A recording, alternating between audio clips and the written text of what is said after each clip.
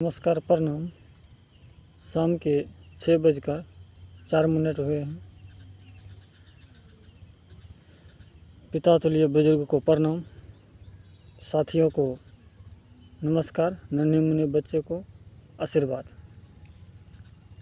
हम कहना चाहेंगे, बच्चों को पढ़ाते हैं, बच्ची को भी पढ़ाते हैं, बात ठीक है। जब उनके शादी के बात आते हैं तो आप लोग से निवेदन और अनुरोध है कि जब अपने बच्ची के संबंध जोड़ने के लिए चाहे बच्चे के जाते हैं तो सबसे पहले उनके माता को देखें कि उसका व्यवहार विचार कैसे हैं, और उसके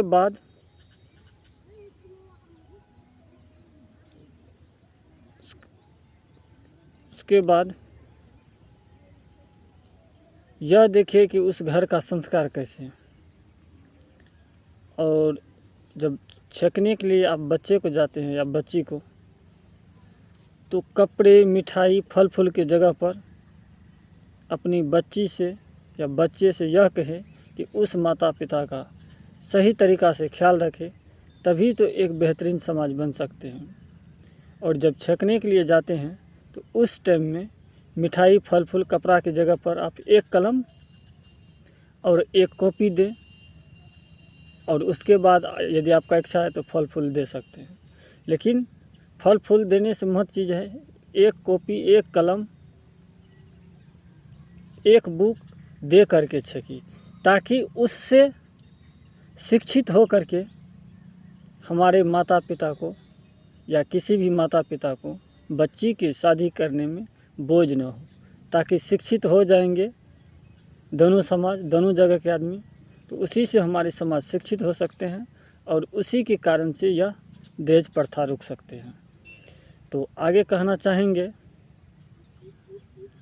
कि आप लोग जो इधर उधर पैसा, जो ज़मीन बेचकर या गहना लगा करके या कमा करके जो आप दहेज देते हैं, तो दहेज प्रथा को ख़त्म करें और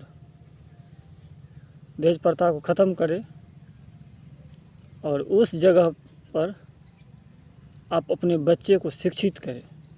यदि आपको यह समझ में आता है कि हम बहुत कमाते हैं, तो आप अपने समाज में एक एक बच्चे को शिक्षित करने का प्रयास करिए।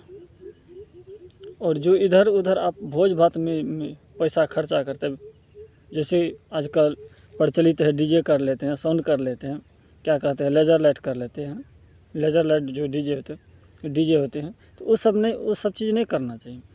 यदि आपके पास ज़्यादा पैसा है तो आप उस पैसे से एक गरीब बच्चा या बच्ची का कॉपी कलम दे सकते हैं, पढ़ाने के लिए खरीद करके दे दीजिए।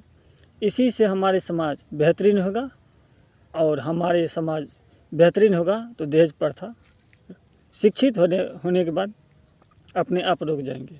तो बहुत बहुत धन्यवाद, प्रणाम, नमस्कार।